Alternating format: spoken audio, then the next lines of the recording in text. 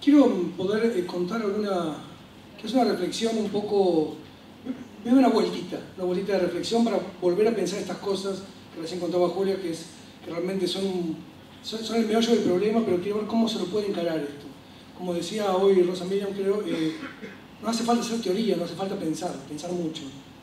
El problema no es solamente o principalmente nuestra dificultad con el aparato tecnológico, sino con el aparato conceptual que tenemos para pensarlo hoy. Así que voy al principio de hacer un brevísimo recorrido histórico, empezando en el Pleistoceno, para arrancar. Pero, para no quedarnos cortos. 15 minutos, Pleistoceno. En realidad voy a una imagen de los que somos, en un sentido también medio del Pleistoceno, pero que vieron 2001 la película de Kubrick. Levante la mano, ¿quién vio 2001 de Kubrick? Bueno, digan la edad, no. Vieron la escena, una de las escenas más famosas es la de un homínido, ¿no?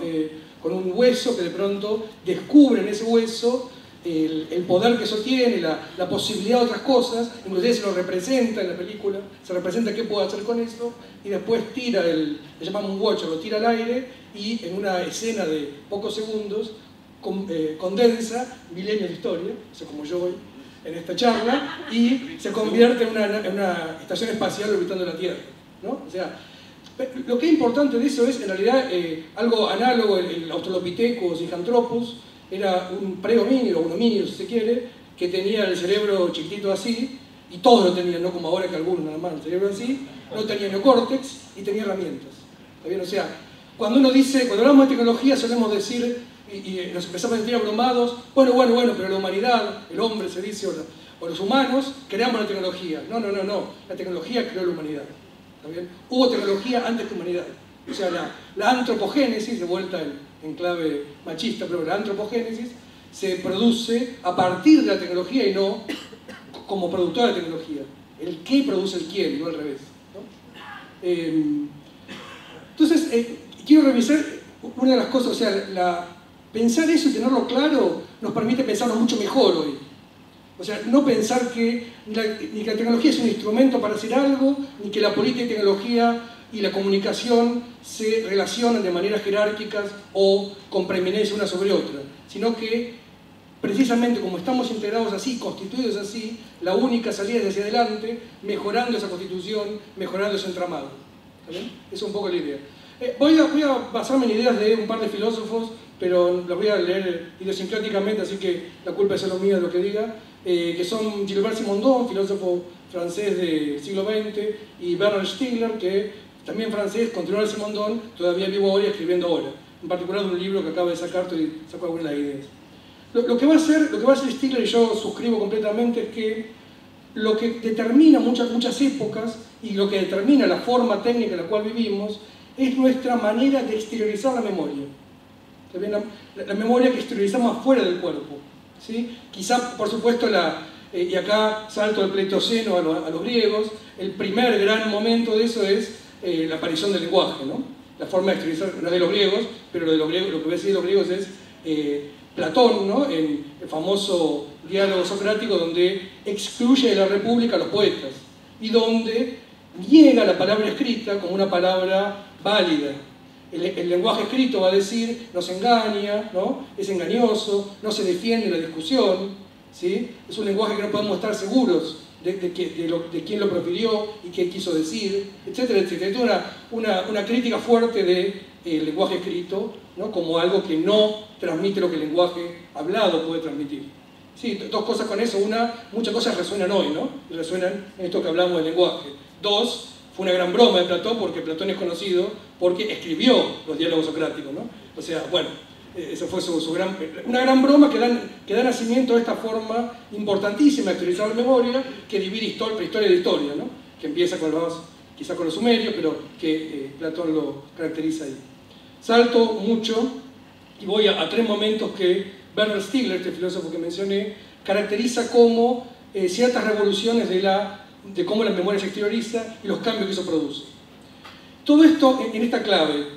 Siempre pensamos, y acá quedó clarísimo en esta mesa, perdón por la hermenéutica, pero que el sujeto que pensamos de la política es el sujeto ilustrado. el sujeto kantiano, el sujeto que toma decisiones, que es responsable, que accede a su mayoría de edad, digamos, ¿no? A partir de emanciparse por el conocimiento. De hecho, la propuesta de Julia fue esa, ¿no? Aprendamos y evitemos, o sea, conozcamos lo que está pasando como remedio a lo que nos está pasando, ¿sí? Ese sujeto ilustrado, en cada momento de cambio de la forma de exteriorizar la memoria, sufrió y a la vez ganó. Steve pone 3 momentos. Revolución industrial. ¿En qué sentido la memoria? La memoria es el gesto del obrero, el saber práctico se inscribe en la maquinaria, ¿no? La máquina industrial, la revolución industrial, lo que hace es inscribir ese gesto en una máquina en máquinas. ¿Sí? En máquinas que, curiosamente, una de las máquinas, la máquina de Watt, era llamada la máquina universal, porque no tenía una función, sino que servía para una locomotora, para sacar agua, para distintas cosas, para un barco, etcétera, etcétera. Pero cuando aparece la revolución industrial, y esa es la gran automatización del trabajo, ¿no? Lo vivimos hasta hoy, ¿no? Se produce, por un lado, una gran posibilidad, la posibilidad que Marx menciona como la salida del reino de la necesidad. Podemos producir para todos, o sea, va a alcanzar para todos. Y a la vez la gran amenaza que es el obrero que pierde sus capacidades, el artesano pasa a perder sus capacidades productivas y la cede al capital. Ahora el capital es el que produce, el que genera las condiciones de producción del trabajo asalariado que en ese sentido se proletariza, ¿sí? Es decir, pierde su propio conocimiento. ¿Está claro eso? Esa primera idea del cambio de memoria, por supuesto, es un cambio drástico en la sociedad, abre muchas posibilidades, y lo que va a decir Steve, y yo también coincido, es que todos esos momentos tienen como 2 momentos. Un momento inicial en que siempre es tóxico, ¿no? Siempre es una toxicidad por la pérdida de la forma de vida que uno tenía, y un segundo momento de reapropiación y de transformación posible de esa sociedad. No hay vuelta atrás, no la hubo de la revolución industrial, ¿sí? Para nada, y por supuesto que quedan cosas que siempre nos quedan pendientes y quedan a la vez posibilidades enormes, abiertas, ¿no? Marx, digamos, y todo lo que eso siguió, fue como el antídoto a esa primera toxicidad de la revolución industrial. Exitoso o no, discutible o no. Discutible siempre, perdón. Paso al segundo momento que Stirner menciona, que es la revolución analógica, es decir, la aparición de la fotografía, el fonógrafo, sobre todo, la reproducción de la voz, ¿no? Y, por supuesto, el cine, ¿no? La imagen en movimiento. Algo que realmente cambia absolutamente también nuestra manera de comprendernos. Imagínense que previo al fonógrafo no había registro de la voz humana. Uno se escuchaba o sea, no había forma de escuchar su voz desde fuera. Ustedes saben lo horrible que eso es, ¿no? Esa experiencia horrible nadie la había tenido. No existía la obra artística registrada, ¿sí? Eso produce un cambio también importante, y solo voy a mencionar algo, o sea, menciono por un lado esto. Lo que va a decir Stigler es que así como la revolución industrial y la máquina automatizan el saber hacer, ¿no?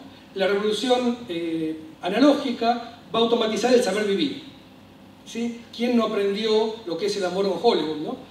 De hecho, todo eso fue registrado y criticado profundamente y exitosamente, digámoslo así, por la Escuela de Frankfurt, sobre todo por Walter Benjamin, que en los años 30 y pico escribe el maravilloso artículo La obra de arte en la época de la revolución técnica, etcétera, etcétera, donde hay una crítica y donde, y la dejo esta porque creo que hay que retomar el gesto de Benjamin, donde frente a la estetización de la política, que él hablaba de Goebbels y de los nazis mostrando, ¿no? Esas grandes marchas, eso que de vuelta resuena mucho hoy, ¿no? La manera de presentar la política como espectáculo, ¿sí? Él dice, frente a la estetización de la política del nazismo, la respuesta es politizar el arte, ¿no? Me parece que esa inversión tiene que estar en nuestra mirada actual también. Muchas más cosas que no voy a tocar de esa parte, el reloj es cruel. Paso a la tercera revolución que él dice, que es muy interesante y que es la que nos concierne hoy, sobre todo. Hay mucho que aprender de todas estas cosas, no digo que solo lo dejo por ahora. Que es la revolución digital, por supuesto. En el corto siglo XX, que vieron que cada autor tiene una temporalización diferente del siglo XX. Hobsbawm dice que empieza en el 14, en 1089. Stigler no dice cuándo empieza, pero dice que termina en el 93, 92. Cuando aparece el Mosaic, aparece el navegador de Internet. Cuando Berners-Lee vuelve a Internet tal como la conocemos, ¿sí? Es decir, que aparece la posibilidad de esta comunicación, pero también esta subjetivación a partir de la red. Dice, ahí cambia el siglo, Y dice aparte provocativamente, como siempre Stigler dice, es el momento en el cual el postestructuralismo francés deja de ser relevante para explicar el mundo, ¿no? Bueno, eso hay para discutir en teoría mucho. Pero me parece interesante esto, dice, ¿y qué es lo que se automatiza ahí? ¿Qué es lo que cambia? O sea, cada una de estas formas de memoria exteriorizada son venenosas en parte porque parte de lo que hacemos pasa a estar ahí. Y él dice el saber teórico. La posibilidad de producir teoría es lo que se automatiza con la aparición de lo digital, ¿sí? Hoy, gran parte de nuestra capacidad de pensar el mundo y de pensarnos está ahí puesta. ¿Está bien? ¿Cuál es la terapéutica? Aún no llegó. Estamos en el proceso de toxicidad pura. Él ve indicios con el software libre, con movimientos de apego frente a lo que uno produce, sobre todo diciendo, él también describe que el capitalismo financiero, la financiarización del mundo, es tanática, es decir, distribuye muerte, ¿no? Y que de alguna manera lo único que está como incipientemente mostrando otras cosas es aquello donde el apego a lo que uno produce trasciende la monetarización, digamos, ¿no? Porque dice también el capitalismo no es el del deseo, sino el de la pulsión, es decir, todo es lo mismo, ¿no? Y lo que yo creo también, y ese me parece el punto para llegar ahora en los 5 minutos que quedan, es lo siguiente. Lo que hay en juego ahí, y vuelvo al sujeto ilustrado, es justamente en cada uno de esos momentos hay se desafía o se revisa el concepto de ilustración. Y lo que hay hoy es justamente un sujeto muy amenazado, un sujeto que ha perdido, me parece que estamos perdiendo, nuestra capacidad de pensar el conocimiento como emancipador, ¿no? Lo que va a decir Stigler es que dejamos de ser consistentes, lo dice en muchas otras palabras, pero la consistencia que se requiere, digo, todos experimentamos esto todo el tiempo, ¿no? Sí, estoy de acuerdo con lo que sí, pero igual voy a votar a Bolsonaro, digamos, ¿no? O sea, un poco esa imagen de recién, ¿no? No estamos pudiendo lidiar con esta situación, ¿sí? Primera cosa que esta no es de Stigler, esta la apunté yo, es decir que es la primera vez en la historia que los humanos nos enfrentamos a sistemas cognitivos más complejos que nosotros mismos. Este es uno, ¿no? Que mostró Julia, y que es mucho más complejo que ese. En el sentido de que ahí, eso es una visión humana de eso, pero es algo bien inhumano en el siguiente sentido. No es eso. Eso es con categorías que entendemos nosotros. Estos sistemas de aprendizaje pueden crear sus propias categorías. Descubren que una persona de aquí de Hungría que no tiene nada en común, tienen comportamientos similares en categorías que son irrelevantes para los humanos, pero que por ahí lo son para una observación continuada de una conducta, ¿no? Por ejemplo, cuánto tarda uno en mover la ruedita del mouse o si aparece un color tal, cuánto me muevo para otro lado, etcétera, etcétera. O sea, infinitas categorías que son irrelevantes, son subsubjetivas, ¿no? Son subindividuales y que pueden construir conocimiento. Es decir, una cantidad de conocimiento que se construye no pasa hoy por actores humanos o por sistemas cognitivos humanos. Sistemas cognitivos que son cognitivos sin duda. Piensan, qué sé yo, hacen otras cosas mejores que pensar. La pregunta de Thorin creo que es irrelevante, creo que la mejor respuesta es ¿por qué pensarían como nosotros? ¿Sí? La cognición, el conocimiento puede venir por muchas fuentes, muchas mejores que las nuestras. Sabemos lo limitados que somos. Esa limitación es la que hoy se enfrenta a una situación de gran peligro, no de peligros, digo, esto que nos pasa en lo político creo que es un emergente de un peligro mucho más grande. El peligro de la imposibilidad de distinguir entre opinión, certeza y conocimiento, ¿no? que se va produciendo cada vez más por una forma particular de interpelación que tiene que ver con estas maneras y con esta aceleración de un sistema determinado. Entonces, las preguntas ahí son variadas, pero lo que quiero decir, o sea, le doy un girito más nada más a esto, que es, no estamos impotentes frente a esto. Primera cosa, como dije hace un rato, no es nosotros contra la tecnología. La tecnología es parte de nosotros ya. O sea, siempre fue parte de nosotros. Siempre estuvimos constituidos con nuestras herramientas. Leroy Gourand, un antropólogo, decía que si queremos entender la historia del mundo, hay que estudiar la historia de sus herramientas, ¿no? La historia de la humanidad, la historia de sus herramientas. Estamos igual, solo que herramientas que han tomado una complejidad mucho mayor, que nos agarran desprevenidos, pero peor que eso, disuelven nuestra subjetividad también. ¿Está bien? Ese es el problema que estamos teniendo. O sea, no estamos pudiendo lidiar y lo que era esta automatización de una parte importante de nuestros procesos cognitivos está produciendo, y lo dice así en otros libros de Stigler, estupidez. ¿No? Alguien lo dijo acá, alguien dijo, creo que fue Walter Rosamira, que dijo, nos estamos idiotizando y, digo, no afortunadamente, pero es correcta ese diagnóstico, nos estamos idiotizando, no porque comamos mal o no solamente porque, o esas cosas, sino porque efectivamente no estamos pudiendo lidiar con este nuevo sistema cognitivo en el cual estamos inmersos.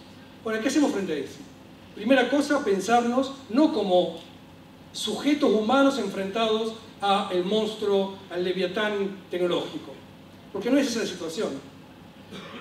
Me parece que lo que hay es acoplamiento humanos con nuestra herramienta, esto que somos, o sea, somos otra cosa los humanos hoy, algo que todavía no sabemos muy bien qué somos, ¿no? Y somos con estas cosas que nos mostraban, solo que estamos haciendo de manera muy torpe, podemos ser mejores en esa situación, y podemos subjetivarnos de otras maneras. Esa para mí es la pregunta. Esa pregunta, digo, lo pongo acá, por ahí esta es una charla política, ¿no? Entonces la pregunta me hacen siempre, bueno, ¿y cómo hacemos, qué hacemos con eso en política?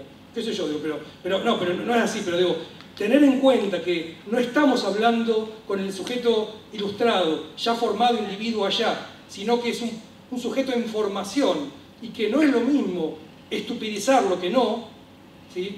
Que hay que generar herramientas que no solo den un mensaje, sino que sean capaces de activar en ese receptor del mensaje lo mejor que puede tener y no lo peor. ¿Sí? Es decir, ese es el gesto contrario a lo que viene haciendo la derecha hoy. La estupidez sirvió muchísimo, o está sirviendo muchísimo, la estupidización, de la cual todos somos presas, digo, no es que hay estúpidos y los que nos salvamos, ¿no? Todos somos presas en distinta medida de esa estupidización que se produce por un uso determinado de estas tecnologías, puede ser revertida en muchos casos, y eso digo, estamos lejos, ¿no? Pero es un desafío que hay que poner en la agenda, y en la agenda de la construcción y la discusión de herramientas tanto conceptuales como tecnológicas que estamos construyendo hoy, me parece. Una cosita, un comentario más, porque de vuelta, a mí siempre me gustan las cosas que se me acaban de ocurrir. Primera cosa que hay que importante también, y que debería ser claro, pero lo quiero remarcar, no estamos contra los algoritmos, no hay el algoritmo. Es una falacia de composición eso. Los algoritmos son infinitos, los programas son infinitos los posibles, y hay programas que sirven para una cosa, para otra, programas que producen efectos y efectos contrarios. O sea, no hay un programa, no hay el programa como el gran mal. Digo, en ese sentido, y eso es lo que tenemos, lo hablamos con Chapa el otro día, tenemos quizás los mejores programadores están todos a nuestro lado, lo hemos comprobado en muchas circunstancias políticas. Solo que los programadores solemos no saber cómo comprender lo que estamos haciendo. No siempre entendemos exactamente lo que estamos haciendo, y hay que entenderlo más y disputar. Retomo también la Cathy O'Neil que mencionaba Rosa Miriam, que habla de las armas de destrucción masiva, ¿no? En inglés es mass destruction, masiva matemática, las dos palabras muy parecidas. Habla de destrucción matemática masiva, ¿no? Y me olvidé que iba a decir porque ya me distraje. Que decía algo así como que la disputa que sigue es una disputa política en los algoritmos. En los algoritmos, que son variados, es más variado que se imaginan. Hay que disputar ahí adentro, hay que construir otra manera de relacionarnos con, a través y desde eso que somos nosotros algorítmicamente construidos y en construcción con ellos, quiero decir. O sea, hay que asumirnos en eso que somos, como dice Donna Haraway, cyborgs. Siempre fuimos cyborgs, siempre fuimos mezcla de humano y tecnologías, y buscar cómo desde ese lugar que somos podemos construir la política que sigue. Estamos lejos, pero hay esperanza, ¿no? Y termino, no hice ninguna cita, que bueno, hago una cita que es la que Heidegger cita a Hölderlin al final de la pregunta por la técnica, pero que siempre sirve. Dice, ¿cómo era? Allí donde está el peligro, crece también lo que salva. Gracias.